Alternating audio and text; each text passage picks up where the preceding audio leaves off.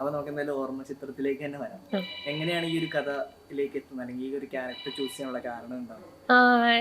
ഈ ക്യാരക്ടർ എന്ന് വെച്ചാൽ എന്നോട് സ്റ്റോറി പറയുമ്പോൾ ഇപ്പൊ ഹരിചേട്ടൻ ചെയ്യുന്ന ക്യാരക്ടറുടെ ആ ഒരു എന്താ പറയുന്ന പുള്ളിക്കാരൻ അണ്ടർഗോ ചെയ്യുന്ന കുറേ സാധനങ്ങൾ എനിക്ക് ഭയങ്കര ഇതായിട്ട് തോന്നി. എന്ന് വെച്ചാൽ ഒരു കോളേജ് സ്റ്റുഡൻറ്റിന്ന് ട്രാൻസ്ഫോം ചെയ്ത് കുറേ ഇൻസിഡൻസ് വരുന്നത് കാരണം ആ മെന്റലി അയാൾ അണ്ടർഗോ ചെയ്യുന്ന കുറേ കാര്യങ്ങളുണ്ട്.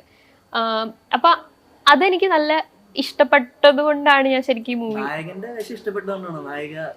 എന്നുവെച്ചാൽ അതില് ഒരു ലവ് പോർഷൻ വരുന്നുണ്ട്. അപ്പൊ അതിനും പ്രോമിനൻസ് ഉണ്ട്, കാരണം പിന്നെ വരാൻ പോകുന്ന ഇവന്റ്സ് ഒക്കെ കുറെ ഇതിലും ബേസ്ഡ് ആണ്. അപ്പൊ അങ്ങനെ ആ മൊത്തത്തിൽ എനിക്ക് കേട്ടപ്പോ എനിക്ക് ഭയങ്കര ഇഷ്ടമായി. അങ്ങനെയാണ്. ഇപ്പൊ എന്താ നമ്മുടെ സെറ്റ് അങ്ങനെ ഭയങ്കര ഗ്രാൻഡും എന്ന് വെച്ചാൽ അങ്ങനെ ഒരു വലിയ സെറ്റ് അല്ല. അപ്പൊ ഒരു ചെറിയ സെറ്റ് ആകുമ്പോൾ അതിന്റെ അഡ്വാൻറ്റേജ് എന്താണെന്ന് വെച്ചാൽ നമുക്ക് എല്ലാവരെയും അറിയാം, നമ്മൾ എല്ലാവരുമായിട്ട് കുറേ ടൈം സ്പെൻഡ് ചെയ്യും. മറ്റേതാണെങ്കിൽ ഷോട്ട് കഴിഞ്ഞു ഇനിയിപ്പോൾ എല്ലാവരും പോയി കാരവനിലിരിക്കും. അങ്ങനത്തെ ഒരു എന്ന് വെച്ചാൽ കുറെ കൂടെ ഇവിടെ ഇന്ററാക്ട് ചെയ്യാനും മിങ്കിൾ ചെയ്യാനും ഒക്കെ കുറെ ചാൻസസ് ഉണ്ടായിരുന്നു.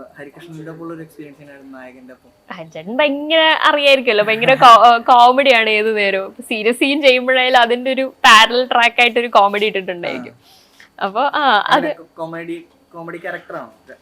ഹരിചേട്ടന്റെയോ അതെന്റെയോ എന്ന് വെച്ചാൽ ഞങ്ങളുടെ ഫേസ് അതാ ഞാൻ പറഞ്ഞു, കുറെ ഇങ്ങനെ ഒരു ട്രാൻസിഷൻ ആണ് സ്റ്റോറി. അപ്പൊ ഞങ്ങളുടെ കോളേജ് അങ്ങനത്തെ ഒരു സിറ്റുവേഷൻ ആണ്. അതിന്റെ ടുവേർഡ്സ് ദി എൻഡ് ആണ് കാര്യങ്ങളൊക്കെ സീരിയസ് ആവുന്നത്.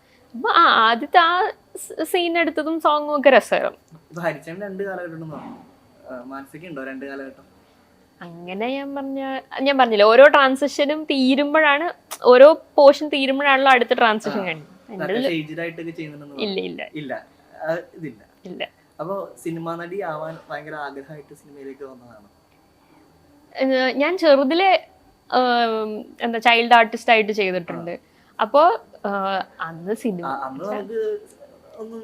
അന്നൊന്നും അറിയില്ല. പക്ഷെ എന്നാലും എനിക്ക് ചെറുതിലെ മുതലേ ഇങ്ങനെ ഈ എന്താ കട്ടില് എന്താ മറ്റേ ഈ അവാർഡ് ഷോ ഒക്കെ കാണുമ്പോ അതിന്റെ പാരലായിട്ട് നമ്മുടെ ഒരു സാധനം ചെയ്യുക, അങ്ങനെ കുറച്ച് ഇൻട്രസ്റ്റ് ഉണ്ടായിരുന്നു. പക്ഷെ ഇതിങ്ങനെ ഒരു പ്രൊഫഷൻ ആക്കാൻ പറ്റും അല്ലെങ്കിൽ എന്താ പറയാ ഇങ്ങനത്തെ ഒരു സൈഡ് അങ്ങനെയൊന്നും അറിയില്ല.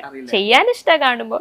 അപ്പൊ ചെറുതിലെ വന്നതിന്റെ ഒരു ഭാഗമായിട്ട് ഇങ്ങനെ. പിന്നീട് എങ്ങനെയാണ് ഒരു ഇതിനകത്തേക്ക് തന്നെ ആവണം അല്ലെങ്കിൽ നടി ആവണം എന്നുള്ളൊരു ആഗ്രഹം വന്നപ്പോഴാണ്? ആഗ്രഹം എപ്പോഴും ഉണ്ട്, അതിങ്ങനെ വന്നുകൊണ്ടിരിക്കുമ്പോഴേ നമുക്ക് പറയാൻ പറ്റും. എന്ന് വെച്ചാൽ ഇപ്പൊ ഓരോ പടം കഴിയുമ്പോഴും അടുത്ത പടം എന്നൊരു അതെപ്പോഴും ഒരു ക്വസ്റ്റ്യൻ തന്നെയാണ്. അത് ആർക്കും ഫോർ എവർ അല്ല, വന്നാലേ പറ്റും. ഇഷ്ടം ഓഫ് കോഴ്സ്.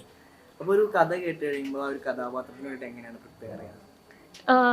പ്രിപ്പയർ ചെയ്യുന്നത് എങ്ങനെയാന്ന് വെച്ച് കഴിഞ്ഞാൽ ഇപ്പം ചിലതിപ്പോ നമുക്ക് കേൾക്കുമ്പോൾ നമുക്ക് ഉടനെ ഒരു ഐഡിയ കിട്ടുമല്ലേ ഇവരിങ്ങനെ ആയിരിക്കും. പക്ഷെ ചിലത് നമുക്ക് കിട്ടില്ല. അപ്പൊ നമ്മൾ കുറെ വീഡിയോസ് ഒക്കെ എന്തെങ്കിലും കാണേണ്ടി വരും.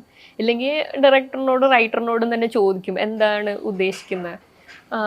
അപ്പൊ ഞാൻ കൂടുതൽ അവരുടെ കയ്യിൽ നിന്ന് ഇൻപുട്സ് എടുക്കാൻ നോക്കാറ്. കാരണം ഞാൻ ചിന്തിച്ച് ഇനി ആള് വേറെ ആയി പോയാലോ.